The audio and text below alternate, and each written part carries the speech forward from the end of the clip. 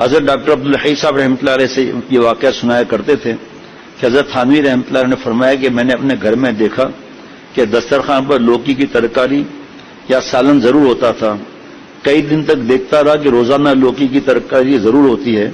میں نے ایک دن اہلیہ سے پوچھا کیا وجہ ہے, آپ کئی روز سے لوکی کی ترکاری مسلسل پکا رہی ہیں؟ انہوں نے جواب دیا کہ میں نے کتاب میں پڑھا ہے کہ حضور اقدس صلی اللہ علیہ وسلم کو لوکی بہت پسند تھی, اس لیے میں نے سودا لانے والے سے کہہ دیا کہ جب تک بازار میں لوکی ملے تو ضرور لوکی لایا کرو تاکہ حضور صلی اللہ علیہ وسلم کی اس عمل کی کچھ اتباع نصیب ہو جائے. حضرت تھانوی رحمۃ اللہ علیہ فرماتے ہیں کہ جب میں نے اہلیہ کی یہ بات سنی تو مجھے لرزہ سا آ گیا کہ نبی کریم صلی اللہ علیہ وسلم کی ایسی سنت جو نہ فرض ہے نہ واجب ہے بلکہ حضور اقدس صلی اللہ علیہ وسلم کی محض ایک عادت ہے. اس عورت کو تو اس سنت کا اتنا اہتمام, اور ہم اپنے آپ کو عالم کہلاتے ہیں, لوگ ہمیں عالم کہتے ہیں اور سمجھتے ہیں. حضرت مجدد کا ملفوظ یاد آ رہا ہے, فرمایا میرے پاس نہ علم ہے نہ عمل ہے, پھر کس کے پاس ہے؟ نہ میرے پاس علم ہے نہ عمل ہے تو صرف بزرگوں کی دعائیں میرے ساتھ ہیں. آج تک فرمایا مجھے یاد نہیں ہے میں نے کسی استاذ یا کسی بڑے کی بے ادبی کی ہو, مجھے آج تک یاد نہیں. حضرت فرماتے ہیں کتاب جب میں نے لی سیدھے ہاتھ میں لیا, الٹے ہاتھ میں کتاب نہیں لی. جوتا جب بھی لیا الٹے ہاتھ میں لیا, سیدھے ہاتھ میں نہیں لیا. چارپائی پر کھانا کھاتے تھے تو سر کی طرف, سرہانے کی طرف کھاتے تھے, پائنتی کی طرف نہیں کھاتے تھے. ادب.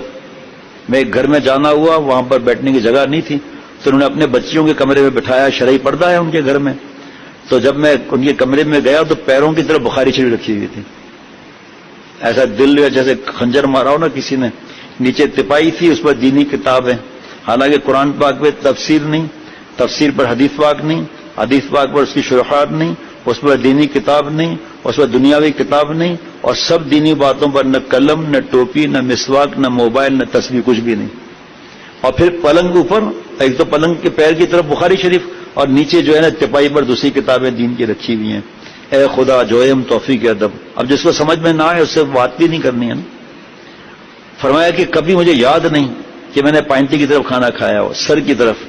ٹھیک ہے, اولاد نہیں تھی حضرت کی, اور کیا فرماتے تھے, بی بی کھانا اٹھوا لیجئے, کھانا لگوا لیجئے, برتن اٹھوا لیجئے. حضرت کو پتا نہیں تھا کہ کوئی گھر میں خادمہ بھی نہیں ہے, اور خادمہ جو ہوتی بھی تو اندر کیسے آتی. اٹھوا لیجئے. فرمایا بیوی کا دل کتنا خوش ہو, ایک طرف یہ کہ برتن اٹھاؤ, کھانا لگاؤ, حکم, اور یہاں.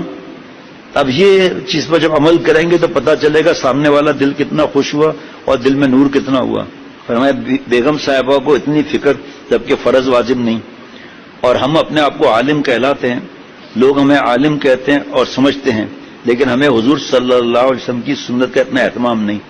اس کے بعد میں نے یہ تہیہ کر لیا, جب تک میں اپنی پوری زندگی کا, ساری زندگی کا جائزہ لے کر نہیں دیکھوں گا کہ میں کہاں کہاں حضور صلی اللہ علیہ وسلم کی سنت پر عمل نہیں کر رہا ہوں, اس وقت تک آگے نہیں بڑھوں گا.